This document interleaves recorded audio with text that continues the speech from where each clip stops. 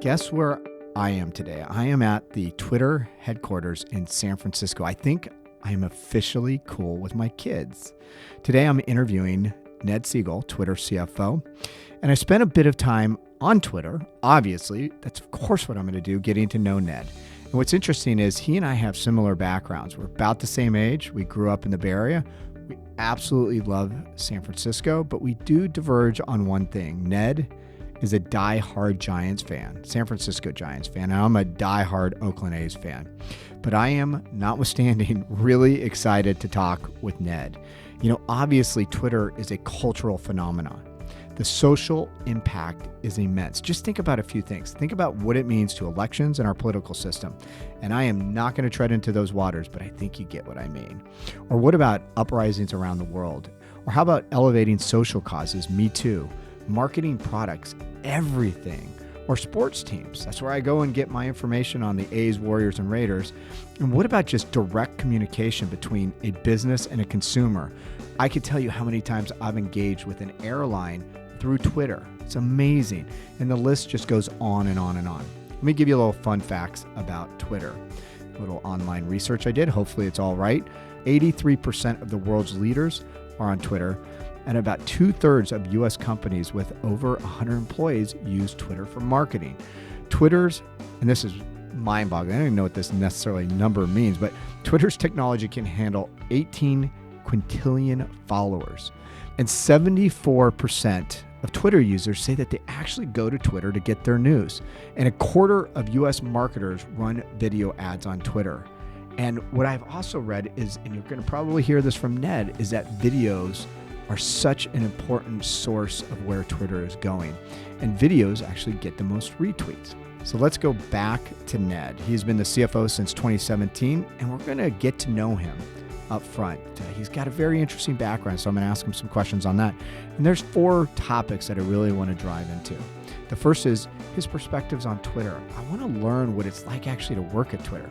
I also want to talk about questions on finance and CFOs, brand and reputation, which is near and dear to my heart. Obviously, Twitter is in the middle of companies that are creating their brand on Twitter, but then also it is a place where sometimes reputations are enhanced or sometimes reputations are taken down. So I'm going to ask him some questions on that. And as always, I'm going to end up with some questions on leadership.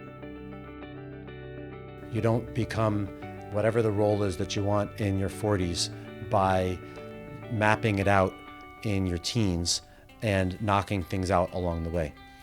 If you instead do things that you love, do things where you will thrive, do things that reward your strongest traits, you'll find that you will realize success all along the way and you will enjoy the journey. Welcome to the Resilient Podcast, where we hear stories from leaders on crisis, risk, and disruption. My name is Mike Kearney. I lead Deloitte's Brand and Reputation Venture Fund and Spark Experiences, where we are innovating how we bring tech-enabled solutions to our clients. And like I've said before, in addition to my day job, I have this crazy, awesome opportunity to sit down with incredible leaders who define what it is to be resilient. I cannot wait to talk to Ned. He just seems like a really cool guy. That's enough. Let's get to it. My conversation with Ned Segal.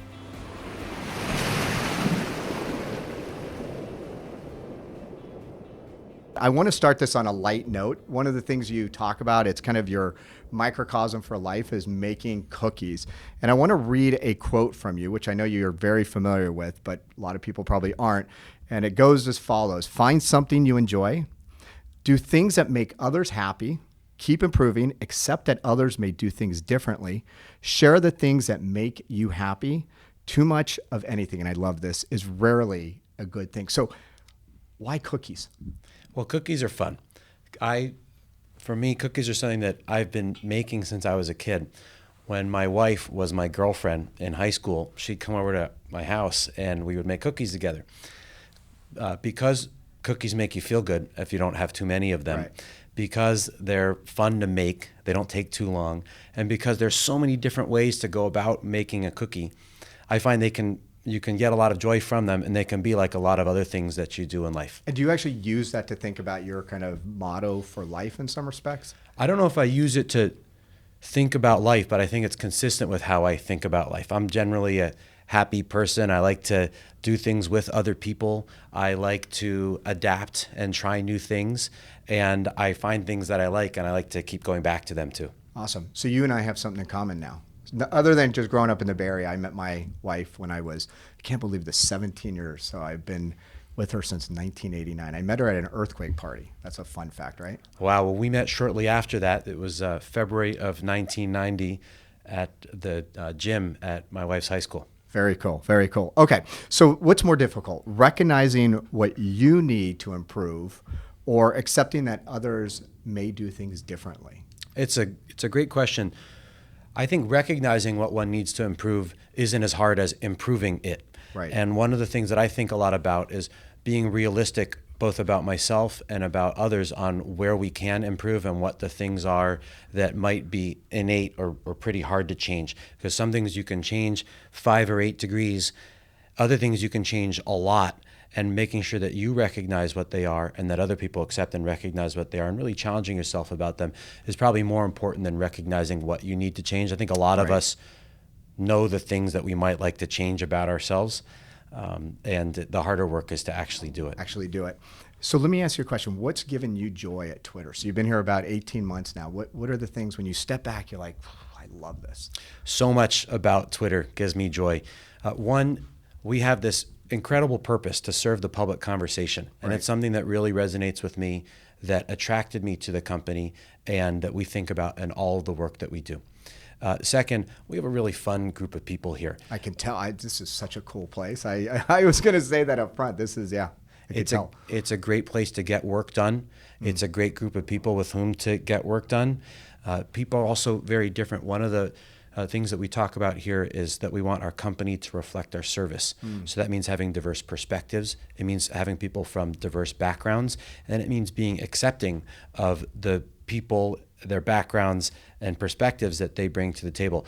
So I have fun every day. The role of a CFO at a company like ours, with all of this information at your fingertips, being encouraged to ask lots of difficult questions and to help people allocate resources and communicate how we think about things and lead a team. I have fun every day. That's awesome. So you grew up in the Bay Area, like you already established. You had one of the coolest high school jobs ever. I worked at a plant nursery. You got to work at the Candlestick Park and the Oakland Coliseum being a vendor. Is there anything when you reflect back on that? Because I always think that in many respects, high school jobs can have a profound impact on who you become later in life.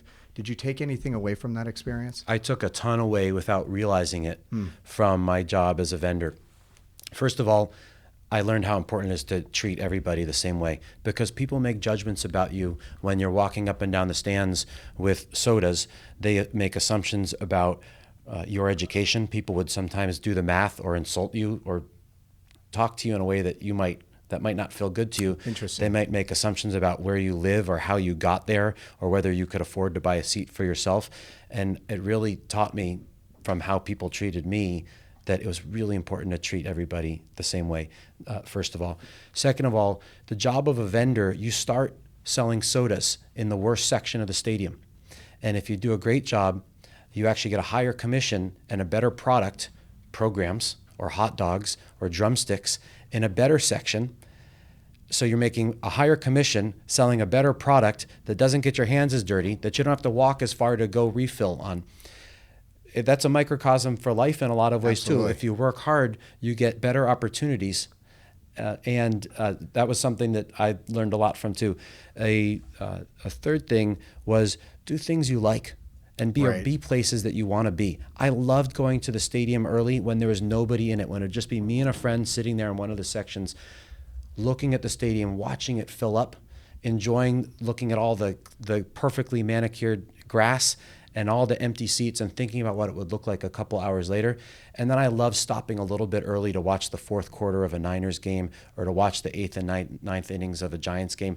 There was just nothing better than that to me. So you actually were there with the Niners then too. So that was in their heyday.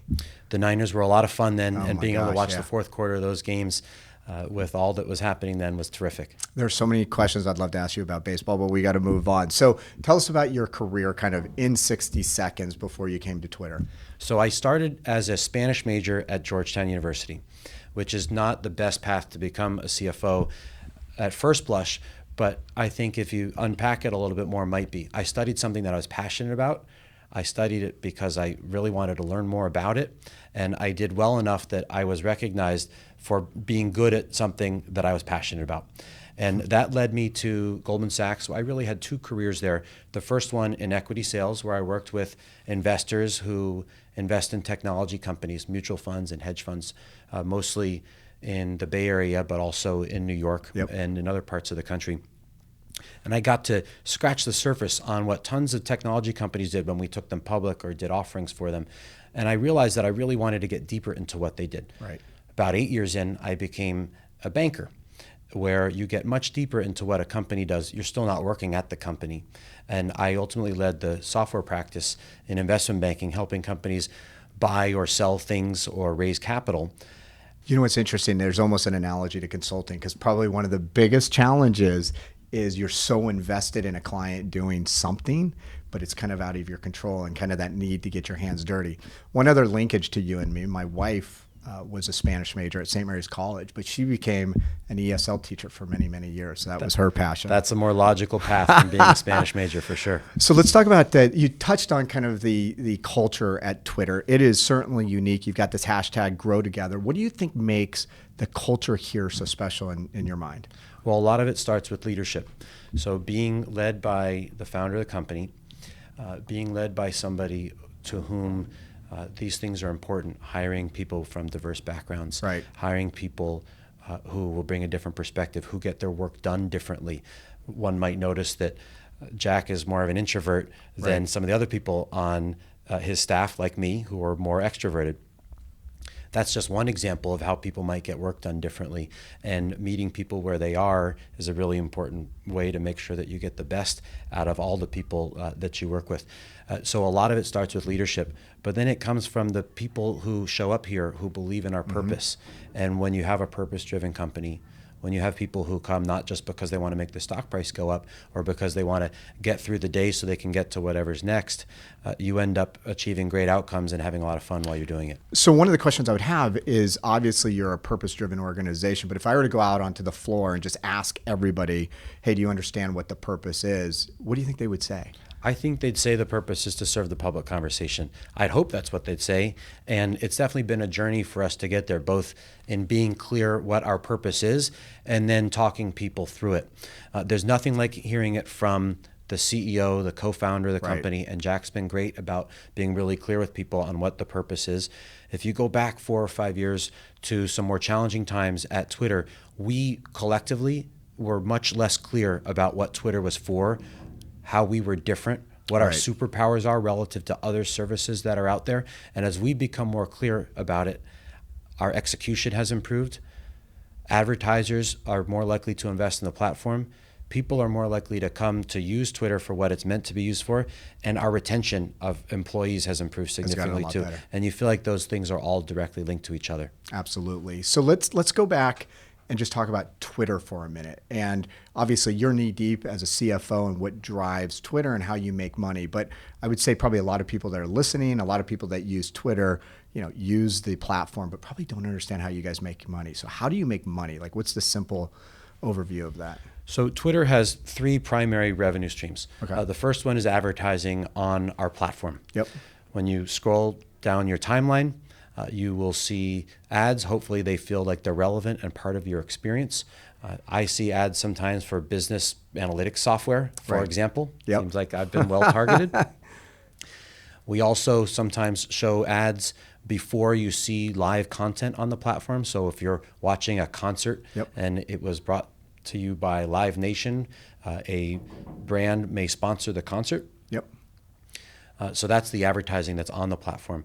We do some advertising off of our platform as well, and that's 2 types. One is when we extend the campaign that you're running on Twitter off of Twitter on mobile publishers' applications or in other places.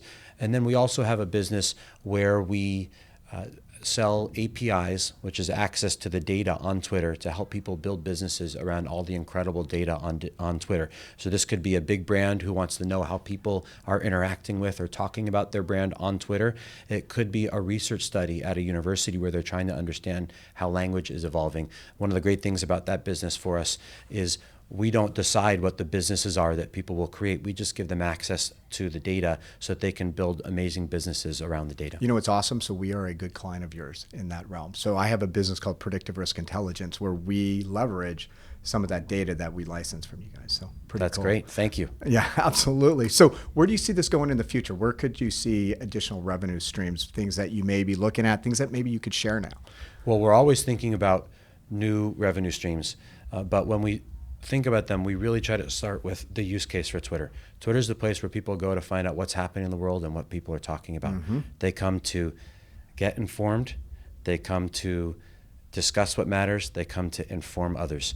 If we do those things well, the monetization will figure itself out. Yep. Advertising has been a very logical way to grow the platform and to monetize the platform for the first 12 years of the business. But we're always challenging ourselves about whether that's the right way or if there are other ways that we can do so as well. Absolutely. So one of the things that I think is incredible, especially preparing for this, and I know the impact that Twitter has, whether it's economic, social, political, do you ever just step back and think about the impact that Twitter has on the world?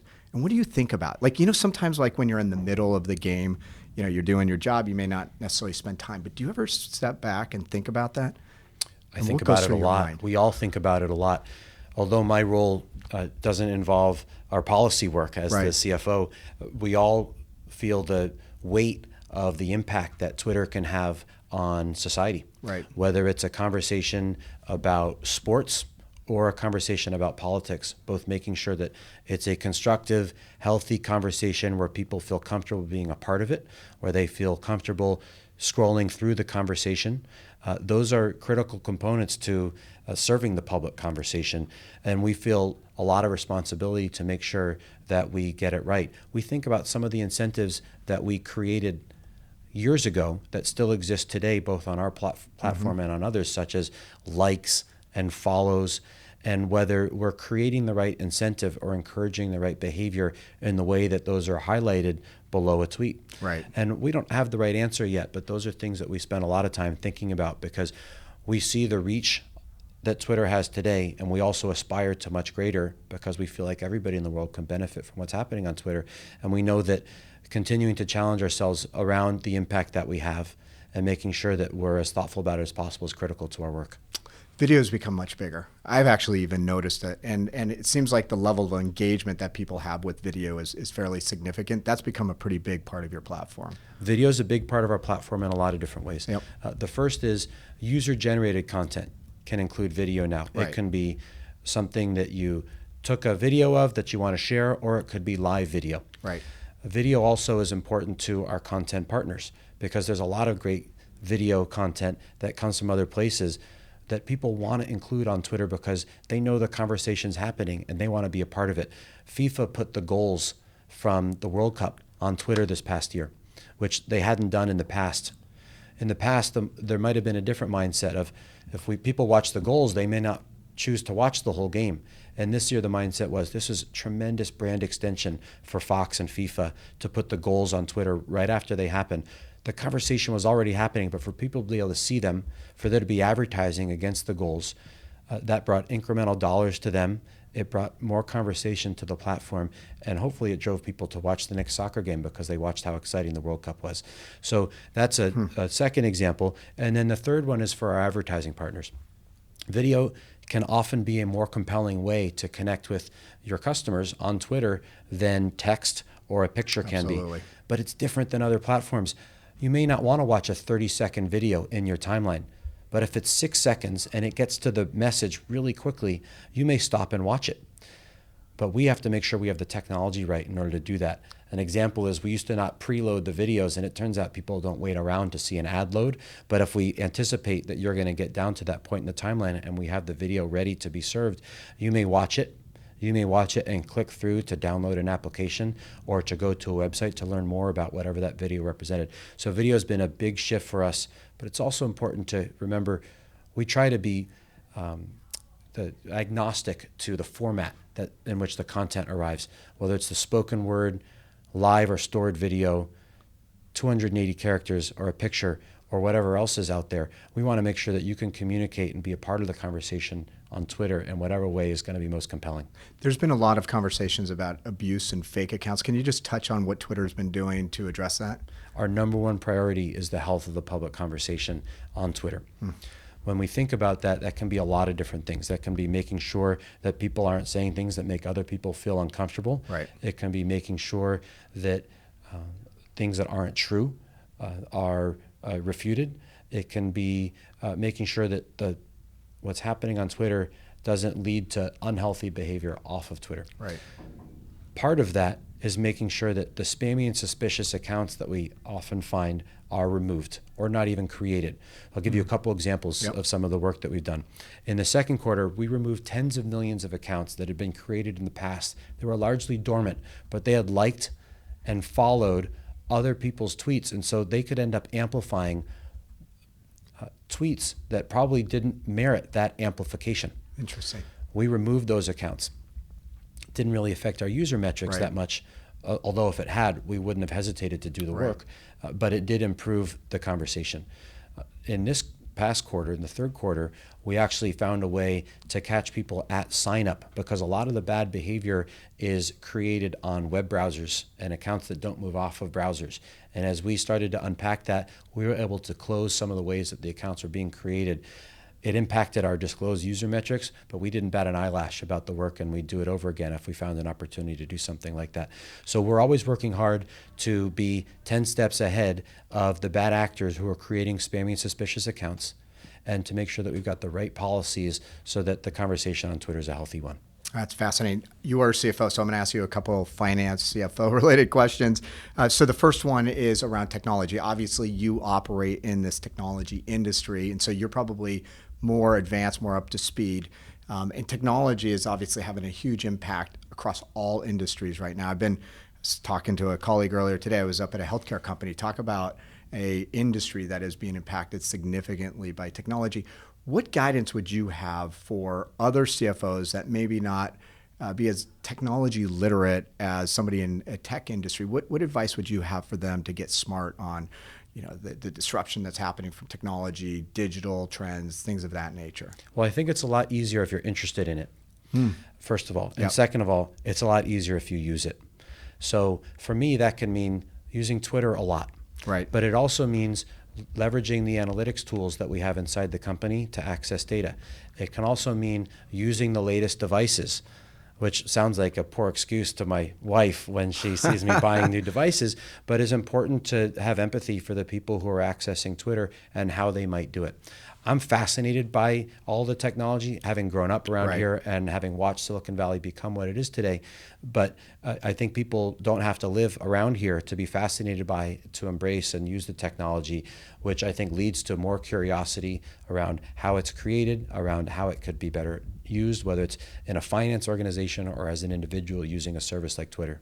Do you have a couple examples of maybe just within your finance group, how you use technology, maybe analytics to do things that really give you insight into the customer or into your performance? Maybe something that if a CFO is listening, which we have many CFOs that listen, that they could say, I could potentially use technology in that way too, maybe that I'm not today. There are a couple of things that come to mind. One is we use dashboards to look at the business. And one of the things that we've recognized is that everybody has their own dashboard. Right. Different functions look at different things.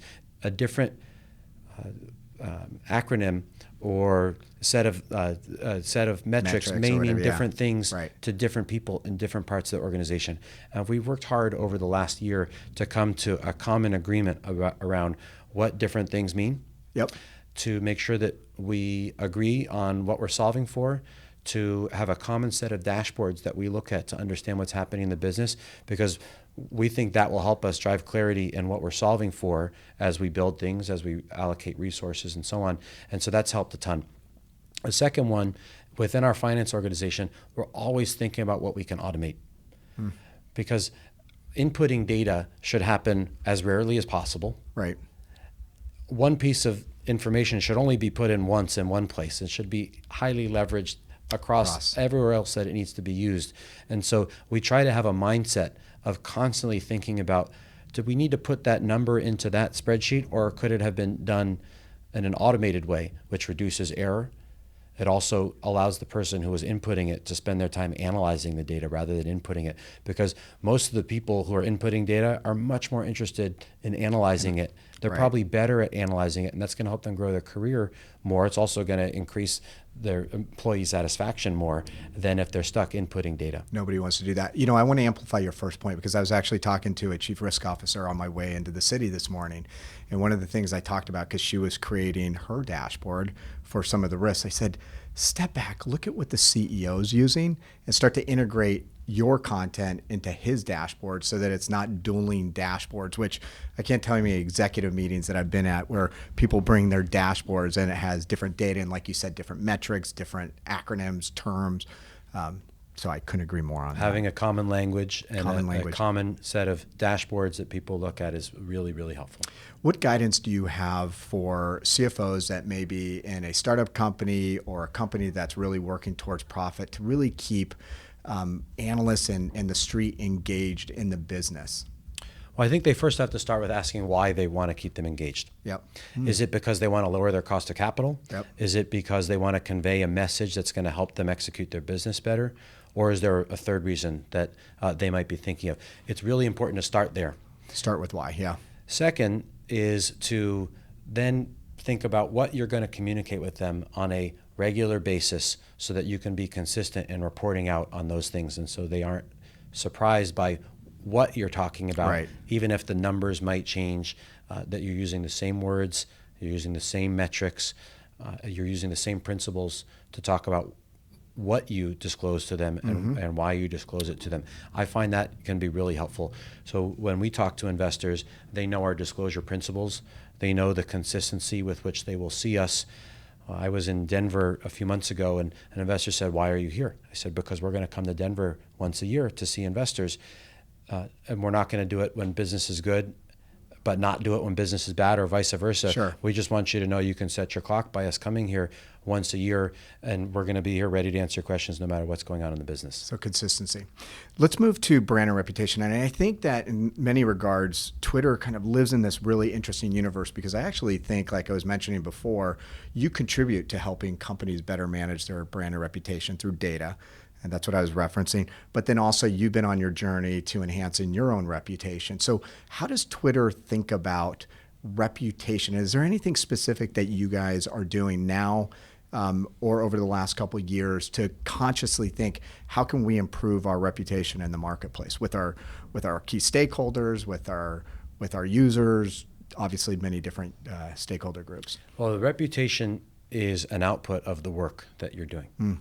And so we first think about what our purpose is, how we're going to accomplish it, what we want people to expect from us, Right. and what behaviors we will deploy inside the company or when we're working with people outside the company so that they can know what to expect from us. We think that helps a ton, and it gives people a roadmap that they can follow and by which they can measure you.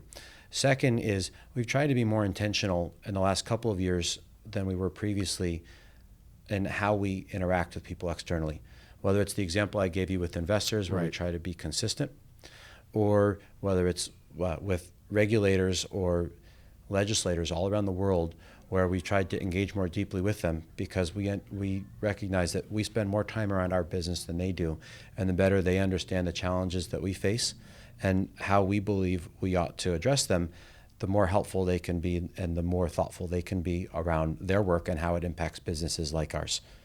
It's fascinating, because one of the things that we learned as a firm and one of the things that we recommend to clients is exactly what you're talking about, is almost a conscious view of what your stakeholder ecosystem looks like, which is fine. But then it sounds like you have even thought about what are the strategies we need to do, what are the strategies we need to put into place in order to enhance those relationships regardless of who they are. Our health work is a great example of it, where health has been a priority, our number one priority all year. Yep. And we've been really clear with people, whether they are in the political realm, Yep. they are our investors, advertisers, or people who use the platform. It's going to be our number one priority in how we allocate resources. We are going to shift resources from other things to health. It's going to be a mindset that we all take to the work that we do. And that's really helped people understand what they can expect from us, whether it's an advertiser who Yep. says, well, the MAU number may go down from one quarter to the next, but what I'm getting is a healthier conversation against which to advertise, and we watch them celebrate our work. Or it's regulators who better understand our approach around health. It's helped a bunch to be really clear about that work and how we prioritize it. So I had interviewed a general counsel of an organization. We actually haven't released the interview because of some ongoing litigation of that organization. But one of the things he said during a crisis was one of the most important things is transparent communication. Do the right thing and transparent communication. What do you guys think about if you have, not necessarily a crisis, but an incident? What's your perspective on how you communicate both externally, internally within your organization in those times of, I don't even want to say crisis, but potentially maybe an incident or a story that's out there? Well, let's go back to what Twitter is all about. Twitter is public, open, and real time. That's a good point. Yep. When you say something on Twitter, the whole world can see it. When you say something on Twitter, people can see it immediately. Right. You can respond immediately, and people will see your response. So you can refute what others might say. Yep. You can offer a perspective around what they might say. We try to embody those same behaviors in how we communicate with the team here at Twitter and how we communicate externally. So if we make a mistake, we want to own it quickly. If we're changing course, we want to declare it quickly and explain why. We share our board documents across the company so that everybody can know what direction we're going in and what we're communicating to the board.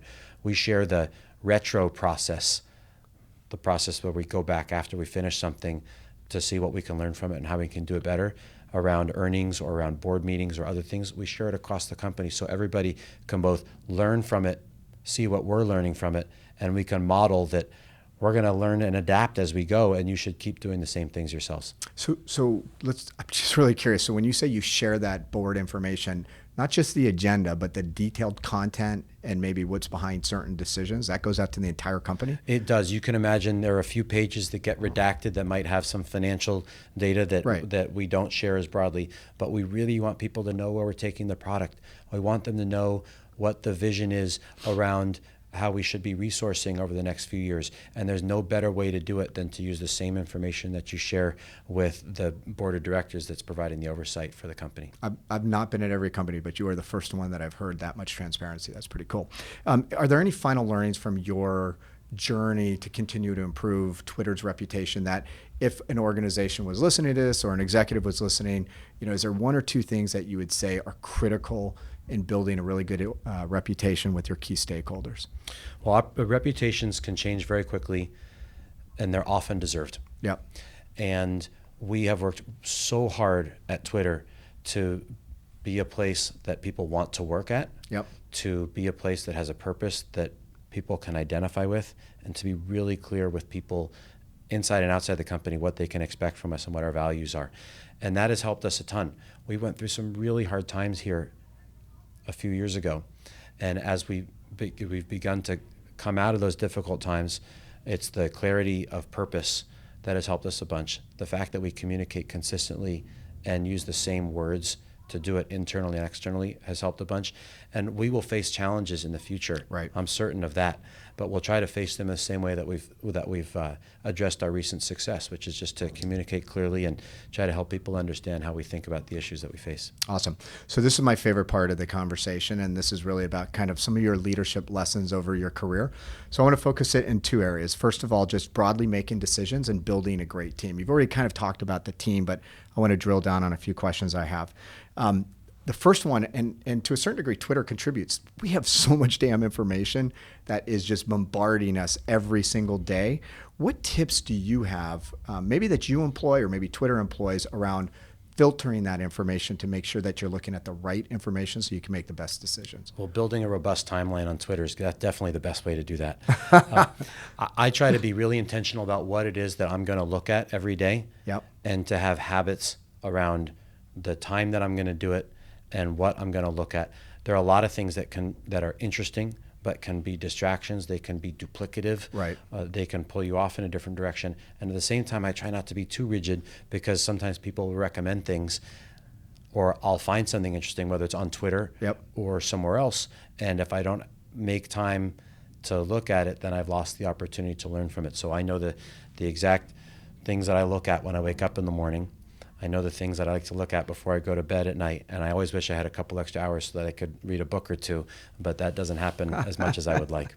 So what about just advice from people? You probably get an endless stream of advice, especially being a CFO, whether it's other executives at Twitter, the board, maybe external mentors or advisors. How do you filter that information and advice? Do you have like a process for doing that? And are there certain people that you listen to and certain things that maybe you do to maybe not listen to certain people that are giving you their opinion that maybe you don't need at that point in time? Well, I've got two thoughts about that. The first is it's really important to be open to feedback, especially in a role that can span a lot of parts of an organization. Because even if somebody is offering a perspective that I might not agree with, there's something inside their feedback that probably is true. It can be that we haven't communicated well, so it wasn't the answer, but it was how it was communicated. It could be the answer. It could be the process that we took to get there. And so I find my job is to really try to understand why they're giving the feedback that they are, because sometimes you have to unpack it a bit to really understand it. And I also try really hard to model that we have to be open to feedback, and that if we start being defensive, then we don't learn what that person has to offer, and they leave thinking that that's an okay way to take feedback. That's the first one. The second is, I believe we all ought to have a personal board of directors. And if you think about how a company is structured, you've got a board, and the board evolves over time. People come and go. Some people offer a fresh perspective. Some people can say, we tried that 10 years ago and it didn't work. Different people bring different expertise to the board that they sit on, where they may be there because they're really strong in policy, they're really strong in finance, they're a great product person. I try to take the same approach in my professional life, where I have a board of directors, where people can challenge me and keep me honest and give me input either proactively or because I've come to them and asked for it around different parts of the work that I do. And it can be that I come to them with a challenge around our planning process. It could be that I come to them because I'm having a challenge with another person where I'm not communicating, whatever I'm saying isn't getting through to them, or the other way around. Or where we have an open role and I'm having trouble filling it and I'm seeking input on what I could be doing better to fill that role. Having a board of directors that's constantly evolving, where you can seek input from people and where you know that these are people who will hold you accountable and keep you honest, can be really helpful throughout a career. You're the second interview in a row. They didn't use that word, personal board of directors. I love that. That's one I'm going to have to remember. Do you actually consciously cultivate that? Meaning, like, do you think about, like, here are the folks that I need in my network, and then work to cultivate those relationships so that when you do have a need, a question, or input that you need on a topic, that you can go out and reach them? It's less about, I want to know that person so they can help me, and more about, here are the gaps or needs that I have, and who that I already know can help me solve them. And sometimes they're people who I already know well, and I know that they're the person to whom I can go on a given topic. And other times it's somebody who you realize you don't know as well as you'd like, but there's somebody who could really be helpful around a given thing. When I look back to my career transition, as I left banking and moved to operating roles, Bill Campbell was incredibly helpful to me. And he first challenged me on if I really wanted to leave banking. And he pushed me on it in a way that others hadn't. And once he accepted that my conviction, then he was an incredible facilitator and sounding board as I considered opportunities. I look at my father when I moved from equity sales to investment banking, and when I explained the problem that I was solving for, that I wanted to get deeper into businesses and what they did, as much as I enjoyed my previous role, he's the one who said, well, you should be a banker, because he was at the time working with bankers and he saw the work that they were doing and he thought it was something that I would enjoy and learn a lot from. Interesting. Every day as a CFO, you're probably confronted with big, bold decisions, maybe bigger ones on different days that obviously are high risk, high reward. What advice do you have for leaders in making those type of decisions? Regardless of our role, we all face decisions that we have to make or help other people make throughout our day. I like to think of a quote from Yogi Berra: if you see a fork in the road, take it. And what I think you can take from that is, one, Yogi Berra was a funny guy with amazing quotes, and they have tremendous meaning inside of them, far beyond that one. But two, and more importantly, we're faced with decisions all the time, and the worst thing we can do is not make one. Absolutely. When as a leader, if you don't make decisions or clear out the roadblocks to help other people make decisions, you're slowing down the work. And it can have massive downstream effect where people don't see their work ship if they're an engineer, where people worked on an analysis and nobody's using it, where they're sitting around and waiting for a decision or a clear next step. So being clear with people on as a leader on what they need from you and what they're empowered to do can help a ton around those things. But I often find a lot of the things that we look at, there are 10 alternatives, and 3, 4, 5 of them may be perfectly acceptable, but what isn't acceptable is not picking one or giving the team the clear direction that they need in order to be empowered to go in one direction or another. There's so much I'd love to talk to you about this. The one observation I have is oftentimes people try to be perfect, and so they're worried about the perfection of their decision when in fact a decision leads to potentially your next decision. A big challenge that Jack has offered the company here is we should not try to have things be perfect before we ship them. Right. So when we're putting something into Twitter that we all use, it's okay to test it and learn from it, because oftentimes you won't know whether it's going to work or not until you put it out there. And so waiting is a disservice to the people who worked on it and the people who could benefit from it if we put it out there. Yeah, you know what's funny? I'm not going to go too much into this, but I've been very kind of in the innovative space within bringing consulting services to our clients. And one of the things I learned was I could spend 6 or 9 months creating something behind the scenes and then share it with the client. 50% is going to change. Or I could put something together in a month, put it in front of a client, 50% is going to change. You just don't know what that 50% is. That's exactly right. So yeah, I've seen that. What about, if you don't mind sharing, toughest decision you've ever had to make? Instead of a specific decision, Yep. I'll share that the hardest kinds of decisions are around people. When somebody is a great person who you really enjoy spending time with, who's got a family that they are supporting, and it's not working out for one reason or another. Those are incredibly difficult decisions that I take really personally, that I bring home with me whether I like it or not, Right. that I lose sleep over. And in the end, I have to come back to what's best for that person and for our company. Because a lot of times, if they're not thriving in the role, they'd be better off in a different role. And it's our job to help give them the guidance that they need to find a place where they will thrive. So those are often the hardest decisions that I face. I think you just said something extremely important, and that is you're thinking about the person. And oftentimes, if they're not performing well in the organization, they're probably not really happy either. And so you almost could flip that into, how can I help you be successful elsewhere? Which sounds like a cliche, but it's actually true. Well, or sometimes it shouldn't be all the time. It shouldn't be a surprise when you're having Absolutely. that last conversation, because you should have had many conversations leading up to that where it was clear to the person that the work that they were doing wasn't the work that role needed, and that they may be better suited for a different role, whether it was at your company or at a different company. And one of the things that I think a lot about is we all have some very strong traits. Right. Built into us, some of which are innate, some of which are developed. And we all need to find roles and companies where those traits are strengths and not weaknesses. Absolutely. And it can be that the same role at one company, certain traits are rewarded, whereas that same role at a different company, those traits are actually major weaknesses and can slow the organization down. And so it's not just about having the right role. It's about being surrounded with people who view those strong traits of yours as strengths and not weaknesses, and accept you for all of your foibles, because I certainly have foibles and most others do as well. That puts somebody in a position where they can be successful. Great segue to building a great team. So I have just a couple of questions here. First of all, do you have anything that helps you predict whether or not somebody's going to be successful or not? Is there something that you personally look at? There are a lot of things that I look at. The first is to be really clear with somebody on what the expectations are for the role, and then to understand what their expectations are for the role and for their career. Right. Where are they trying to go? Is this their last stop, or is it a stop along the way to something else, whether it's at your company or at a different company? That can help a lot to be really clear up front. The second is to try to understand what drives them. Is it the challenge? Is it that particular type of work?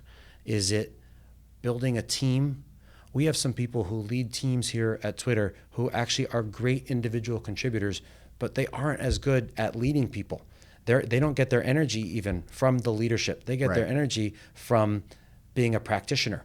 And we try to help those people recognize that they don't have to lead a bunch of people in order to grow their career. They can continue to be individual contributors and have tremendous impact on our business and feel like they're having impact on the business.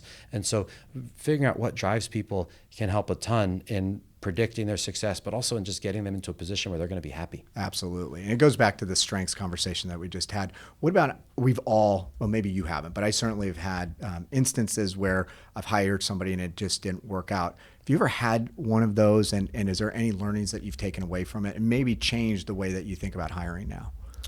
There have been a number of situations in the past where things didn't work out, and usually it went back to misalignment around expectations or misunderstanding about what the job required relative to what the person delivered.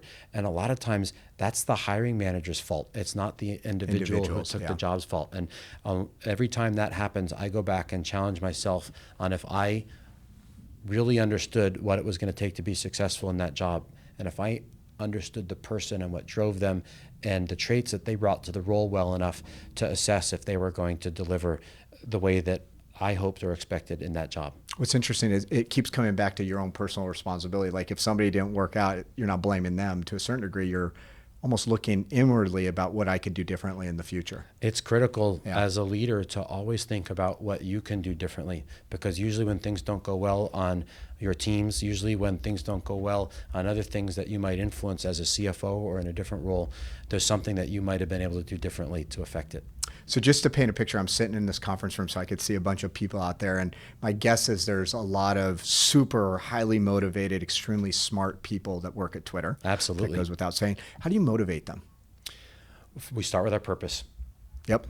So for them to understand and embrace our purpose from their first interview is critical. Second, we try to be really clear what their role is and to empower them to do it. Sometimes we're not great at decision making at Twitter. Yep. Sometimes people think they need to bring things to somebody else before they can keep moving. Sometimes they think that it's a person that it might not actually be, or sometimes they might be empowered to make those decisions on their own.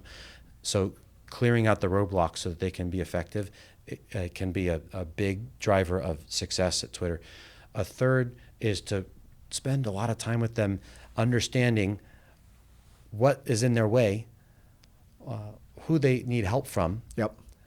what they're learning about themselves that would cause them to approach things differently. Those are things that we find they don't just help them with that particular situation, but they help them develop the same mindset that they can bring to the next challenge that they face as well. What about, have you found things that demotivates them?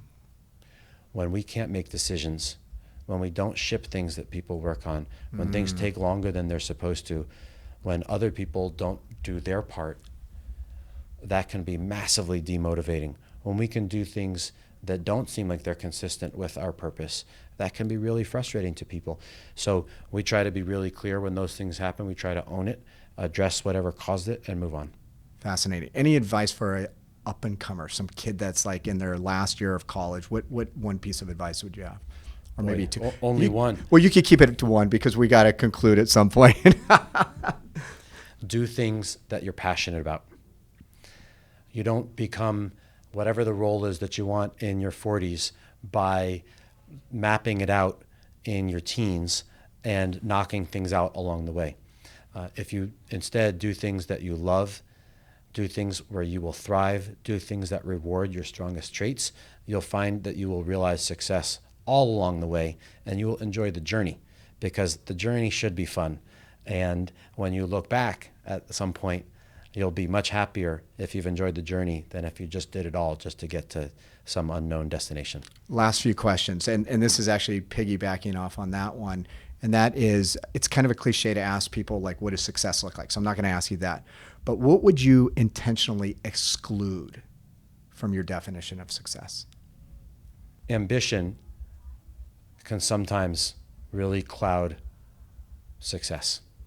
Sometimes people define success through a title, an amount of money, a share price, a certain type of recognition. And a lot of times those external validators of success can really cloud all the incredible work that somebody has done, all the progress that they've made, whether it's on their own habits and how they're going to continue to develop those, or on the work product that they're creating. So sometimes ambition can really cloud people's ability to either realize success when they've created it, or to get to success. I've noticed that I thrive best in a role where I'm really happy in the role, as opposed to when I'm in a role where I'm aiming for a different role. I couldn't be happier at Twitter as the CFO with an amazing team, with an awesome purpose, Right. where we've got so much work to do in front of us, and where all I want to do is be a great CFO. Amen. I would imagine being a CFO of Twitter is probably could be stressful. What do you do to manage stress, if anything? We have 3 amazing children. Yep. They're exhausting and a ton of fun. My wife and I have been married for 18 years. I try to spend as much time as I can with them. We love to eat food. We love to go to sporting events. We love to spend time outside. We love to travel. I try to exercise whenever I can, because I find it clears my mind and better prepares me for the day. And whenever I can, I try to get 7 hours of sleep. Awesome. Last question, or actually it's twofold. The name of the podcast is Resilient. What are the attributes of a resilient leader? And the second question is there somebody that embodies those attributes? When I think of resilience, I think about being able to constantly learn and adapt, being open to other people's perspectives, whether it's about how you can learn or how you can do things differently. I think about being able to take setbacks, because we all find setbacks, whether it's in the work that we're doing or in our personal lives, and being able to learn from those and become better coming out of them, as opposed to sitting around feeling sorry for yourself and tucking into your shell and not trying again. Those are things that I think of when I consider resilience. I look at my father when I think about somebody who embodies resilience.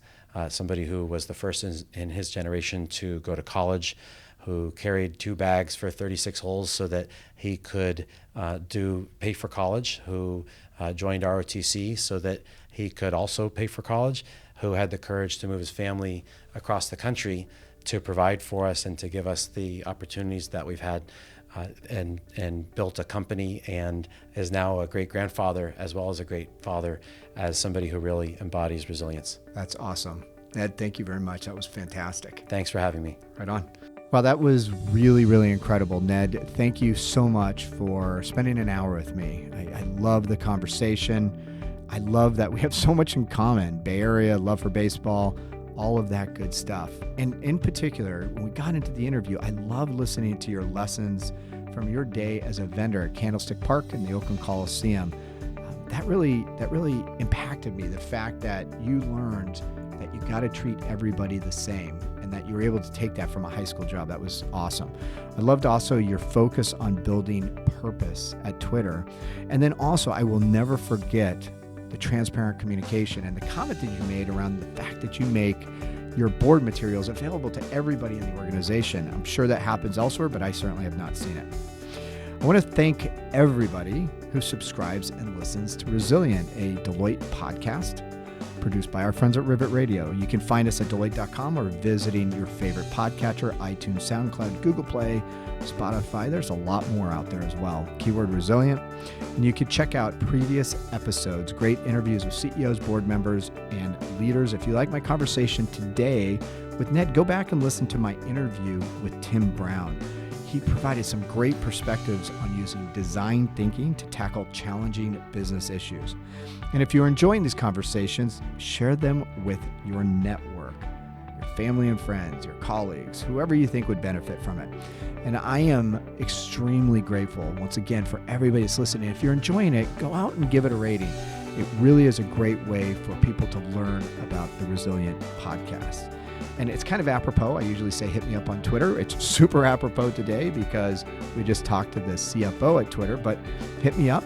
My Twitter call-out name is mkearney33.